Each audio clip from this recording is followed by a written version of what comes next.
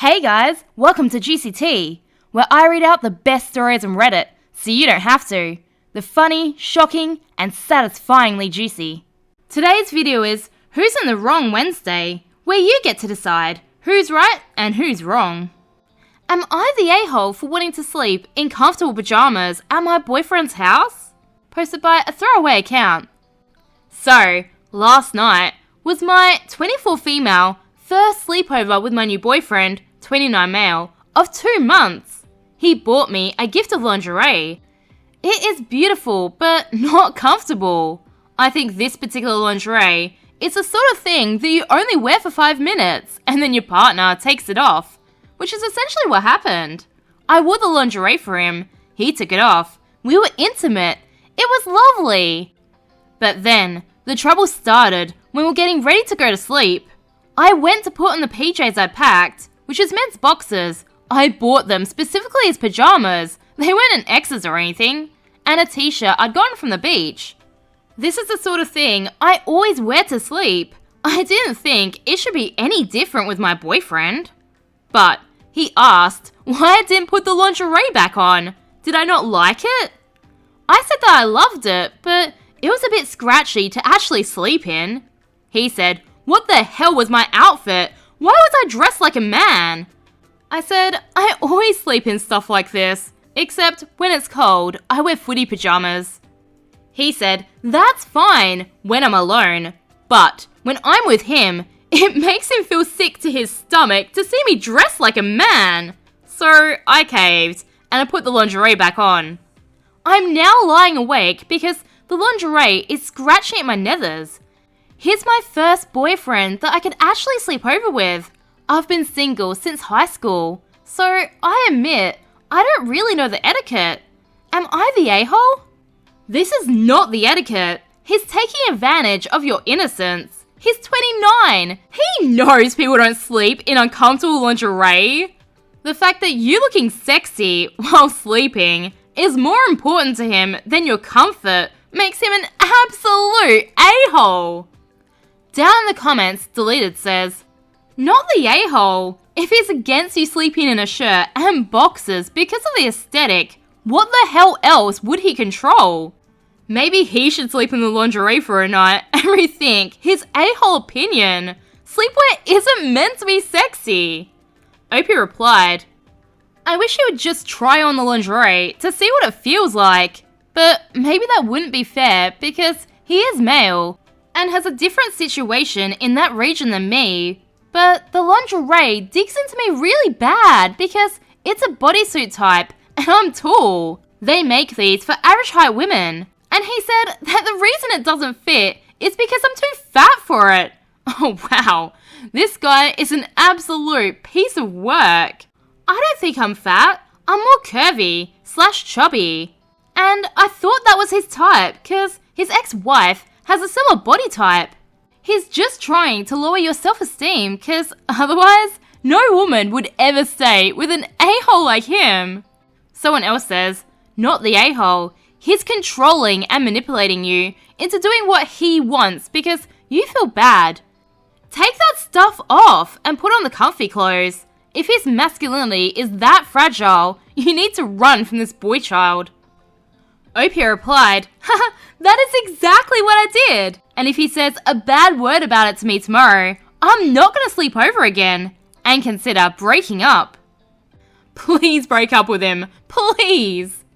Update. After reading all of the comments, I've decided I'm breaking up with him, even if he tries to apologize for the stunt he pulled.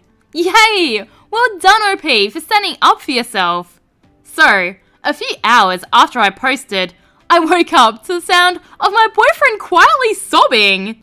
I rolled over towards him and he's like, "Why can't you do this one thing for me?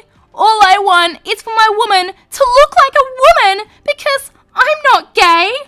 I told him, "I'm done," and he started throwing a tantrum like a 2-year-old. What loser. I didn't even bother to listen to it. I had gathered my stuff together before I went to sleep, so I just picked up my backpack and left. I went home, picked up beer, pizza and ice cream on the way, put on some cartoons, and just chilled for the rest of the afternoon. Then my friend, who works at Spencer's, texted me.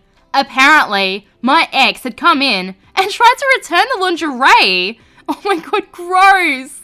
Obviously, they could only give him store credit because it was out of the box, and he started throwing yet another childish tantrum. He had to be escorted out of the store by a mall cop. Thanks to y'all, I dodged a bullet with this man baby. He obviously has some serious issues, and I don't think I'm the right person to help him with them. I just feel really bad for his kids and his ex-wife who is stuck with him. Am I the a-hole for telling my friend with kids that I'm glad the village doesn't exist anymore? Posted by Potential Alaska 6412. I have a friend, Bella, who's in her late 20s and has a toddler and a baby. She constantly bemoans the fact that the village doesn't exist anymore, and people aren't helping her and her partner with their baby the way they used to in past generations, and how selfish it is, and how terrible society is today. She's really bitter that her mum won't retire and babysit her kids for free, but her mother is only in her mid-50s and can't afford to retire yet. She constantly complains that she can't travel or enjoy her life anymore because she doesn't have a village. After years of this, I told her I'm actually really glad we've moved on from that because the village that parents romanticize was actually the unpaid labor of women. And as a woman who doesn't want a child, I'm glad that I'm no longer considered socially obligated to babysit other people's kids for free, or do household chores for people who chose to have kids in my free time. Especially because these people won't pay it forward to me in any way, and if something happened to me, like getting really sick and needing help, they'd use their kids as a reason why they can't help me. I also reminded her that the village depended on women not having jobs, and it's a good thing that women can now sustain themselves and aren't forced into dependency on their fathers or husbands. The thing that triggered it was I went overseas recently for a holiday and to attend a concert of an artist I really like. She complained about how she doesn't get to do these things because the village is off doing things like that. She said, I'm just a really selfish child-free person who wants mothers to suffer. But I don't think I was wrong. And then she said, I was a bad feminist and a terrible person and hasn't spoken to me since. Am I the a-hole? She sounds super entitled. She chose to have that kid, so it's her responsibility, not yours. Although, I think we're in a weird kind of place right now, where women are working, which is great for us, but it's like society hasn't figured out yet where having kids fits into that equation. I have no idea how mothers make it work, because they can't just stop work to look after their kids, like back in the day, but they also can't just dump their kids and go to work. I honestly have so much respect for those somehow managing to make it work, but not like this. Am I the a-hole for not punishing my brother for cheating on his wife? Posted by Inevitable Road 5549. My brother Jake had been with his wife Kate since high school. They have 2 kids that are both my godkids, and me and him are basically best friends. Our sister Claire has been friends with Kate since middle school, and we're each other's maids of honor, and are still very close. In the last 6 months, Jake confided in me that he fell for his coworker and let things slip into a physical affair.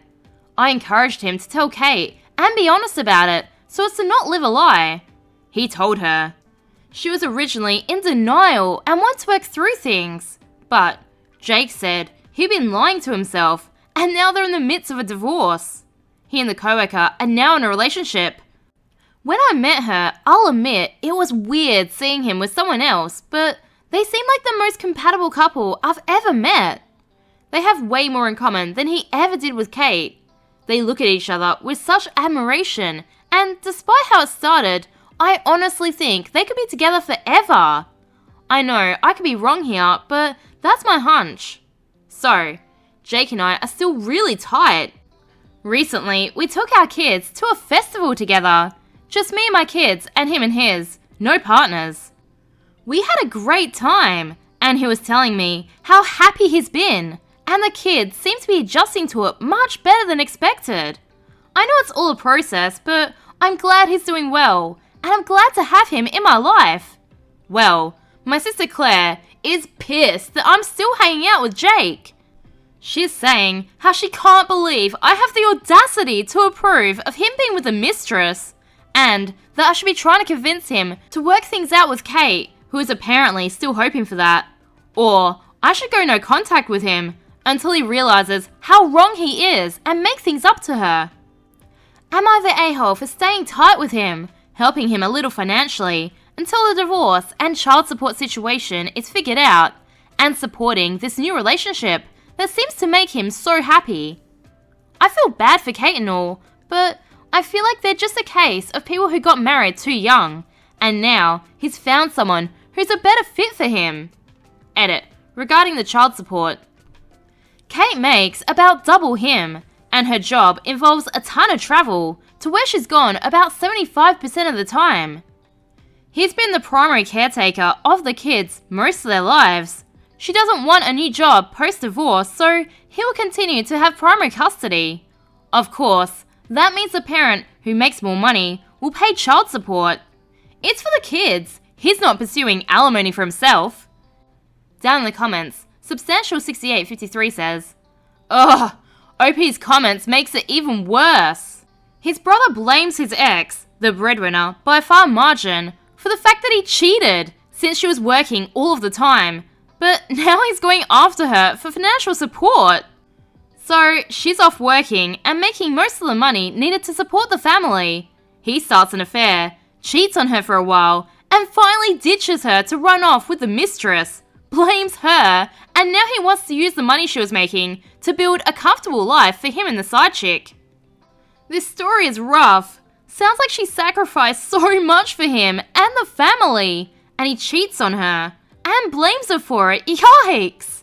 Was he also forced to cheat because her body wasn't the same after birthing his kids? I get they might have gotten married too young, but even if their marriage was unhappy, cheating isn't the way." Remember, I post new content every day, so subscribe for more juicy tea.